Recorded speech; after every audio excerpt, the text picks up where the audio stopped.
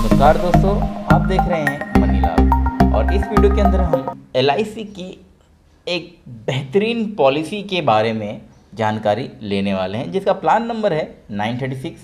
और आपको बता दूं ये एलआईसी में सबसे ज़्यादा बिकने वाला प्लान है और इसे हम बेस्ट पॉलिसी का भी खिताब दे चुके हैं। इस पॉलिसी में जो बीमा धारक होते हैं उनको सेविंग पर भी प्रोवाइड किया जाता है। इसकी काफ़ी खासियत है, पर जो मेन खासियत है वो है कि इसमें high return plus limited premium payment का ऑप्शन मिल जाता है और ये इसकी खूबी है। और साथ साथ में इसमें बीमा धारक को लोन फैसिलिटी प्रोवाइड की जाती है और इसमें टैक्स बेनिफिट भी मिलता है। तो चलिए इस पॉलिसी को हम और विस्तार से देखते हैं। अगर बीमा धारक को अगर ये पॉलिसी लेना है तो उनकी कम से कम जो आयु है वो 8 साल होनी चाहिए, यानी कि आप अपने बच्चों का भी पॉलिसी इसमें ले सकते हैं। इसमें जो पॉलिसी टर्म है यानी कि पॉलिसी अवधि है, इसमें आपको 3 ऑप्शन दिए जाते हैं। पहला ऑप्शन है 16 वर्ष, यानी आप 16 वर्ष की पॉलिसी ले सकते हैं। दूसरे ऑप्शन आपको 21 वर्ष का मिलता है, 21 ईयर्स। और थर्ड ऑप्शन जो है वो 25 वर्ष का मिलता है, यानी कि आपको इन तीनों में से ही कोई एक ऑप्शन तय करना है और उतने वर्ष का आपकी ये पॉलिसी रहेगी। अब इसमें प्रीमियम पेमेंट की जो बात आती है, यहाँ पे आपको थोड़ा सा बेनिफिट मिल जाता है क्योंकि ये तीनों ऑप्शन के साथ साथ तीनों अलग अलग यहाँ पे प्रीमियम पेमेंट के टर्म भी बन जाते हैं। यानी अगर आप पहला ऑप्शन लेते हैं 16 साल के लिए तो आपको 10 साल का प्रीमियम पेमेंट करना है, यानी 6 साल इसमें प्रीमियम पेमेंट आपको नहीं करना है।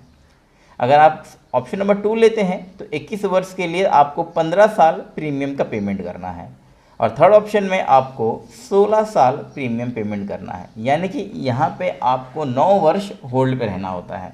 9 वर्ष पेमेंट नहीं करना है, सिर्फ 16 वर्ष पेमेंट करना है। इस बीमा को लेने के लिए जो धारक की मैक्सिमम आयु है वो ऑप्शन के हिसाब से डिसाइडेड है, यानी अगर आप पहला ऑप्शन लेते हैं तो यहाँ पे बीमा धारक की आयु 59 ईयर्स होनी चाहिए। आप इससे ज़्यादा अगर वर्ष के हैं तो आप ये बीमा नहीं ले पाएंगे।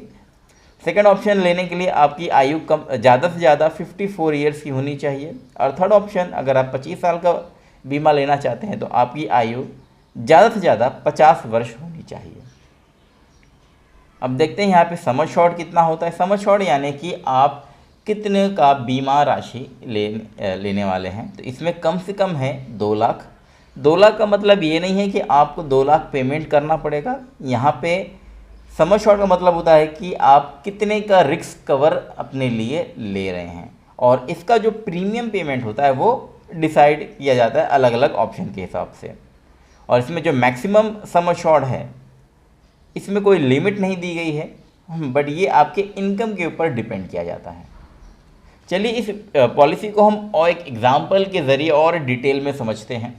तो समझ लो ये मिस्टर एक्स हैं जिन्होंने जीवन लाभ की ये पॉलिसी ली है और इनकी जो एज है वो 30 ईयर्स है और ये जो पॉलिसी टर्म ले रहे हैं तो हम मान के चलते हैं कि इन्होंने पॉलिसी जो टर्म है वो 25 वर्ष का लिया है, यानी ऑप्शन नंबर 3। और ये जो पेमेंट करेंगे वो 16 वर्ष करेंगे। तो हम मान के चलते हैं कि इन्होंने जो सम एश्योर्ड लिया है वो 5 लाख रुपए का लिया है, ठीक है। तो 5 लाख के हिसाब से इनका कितना प्रीमियम आएगा, तो ये पहला जो प्रीमियम है आप यहाँ पे देख सकते हैं। तो अगर आपको यहाँ पे 4 ऑप्शन मिल जाते हैं, अगर आप चाहो तो सालाना एक बार भर सकते हैं, तो इसमें आपको 23,888 रुपये यानी इस तरह से भरने होंगे साल में एक बार। अगर आप सेकंड ऑप्शन लेते हैं तो आपको 6 महीने पे पेमेंट करना होगा 12,066 रुपये और क्वार्टरली यानी 3 महीने पे आपको इतना पेमेंट करना है। और आप इसमें ECS यानी मंथली का भी पेमेंट ज्वाइन कर सकते, जो आपको 2,031 रुपये मंथली पेमेंट करना है। ये फर्स्ट ईयर प्रीमियम है। सेकंड प्रीमियम जब आप भरेंगे तो वहाँ पे जो टैक्स है, जैसे यहाँ पे 4.5 है तो वहाँ पे टैक्स थोड़ा रिड्यूस हो जाता है, तो आपके प्रीमियम में थोड़ी सी रिडक्शन हो जाती है, वरना लगभग आपका यही प्रीमियम रहेगा, ठीक है। तो हम इसको और समझते हैं। जैसे कि इन्होंने 25 वर्ष का ये पॉलिसी लिया है तो इनको भरना है 16 साल पेमेंट। तो इस तरह से हम डिवाइड कर लेते हैं। तो ये जो 1 से 16 साल है ये प्रीमियम पे करेंगे और 17 से लेके 25 तक इन्हें प्रीमियम पेमेंट नहीं करना है।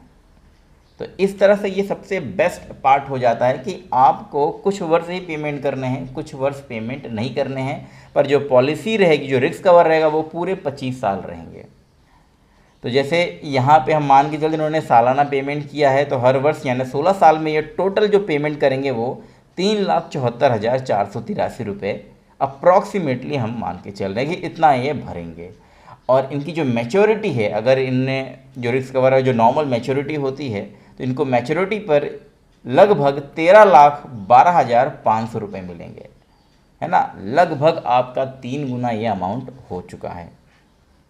तो यही एक खासियत है कि इसमें सबसे ज़्यादा रिटर्न्स मिलते हैं और साथ साथ रिस्क कवर भी आपको मिल जाता है।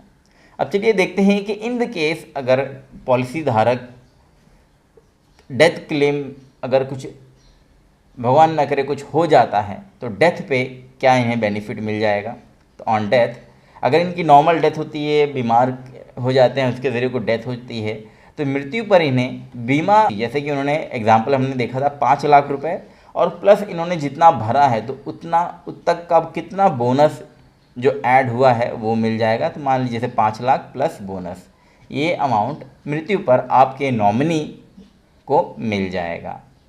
और मान लीजिए इसमें एक राइडर की भी सुविधा दी जाती है, accidental death and disability benefit rider.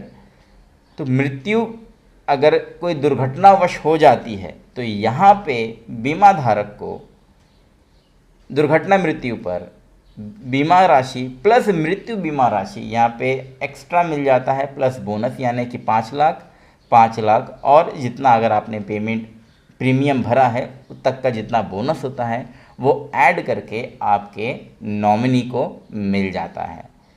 तो पर ये जो राइडर है इसके लिए थोड़ी सी अतिरिक्त राशि आपको पेमेंट करनी पड़ती है, पर आप टेंशन मत लीजिए। जो मैंने आपको एग्जांपल बताया है वो मैंने ये accidental death and disability benefit rider add करके बताया है, ज़्यादा डिफरेंस नहीं आता है। तो इसलिए ये लेना चाहिए, बहुत ही इम्पॉर्टेंट है आपके लिए, सेफ्टी के लिए और आपके फैमिली के प्रोटेक्शन के लिए भी, कि ताकि आप फाइनेंशियली थोड़ा सा टेंशन दूर रहें। और अदर्स के बेनिफिट देख लेते हैं। तो यहाँ पे आपको लोन फैसिलिटी मिल जाती है, बेनिफिट्स। तो इस योजना के तहत कम से कम अगर जैसे आप 2 साल वर्ष पूर्ण हो जाते हैं, आपने प्रीमियम पे किया है, तो 2 साल के बाद आप लोन फैसिलिटी ले सकते हैं। इस पे जो ब्याज आएगा वो आपको भरना होगा, बट इसमें बहुत ही मिनिमम ब्याज होता है। और साथ में अगर आप आयकर धारक हैं, यानी कि आप अपने टैक्स रिटर्न फाइल करते हैं, तो इसमें आपको 80C के तहत टैक्स की छूट मिल जाती है। और जो मैच्योरिटी होता है ये वो 1010D के तहत ये टोटली टैक्स फ्री होता है। तो इसमें टैक्स बेनिफिट भी अच्छा खासा मिल जाता है आपको और लोन फैसिलिटी भी मिल जाती है। और दोस्तों अगर आपको और भी कोई डाउट है या और भी कोई सजेशन लेना है तो आप हमारे फाइनेंशियल एडवाइज़र से कंसल्ट कर सकते हैं।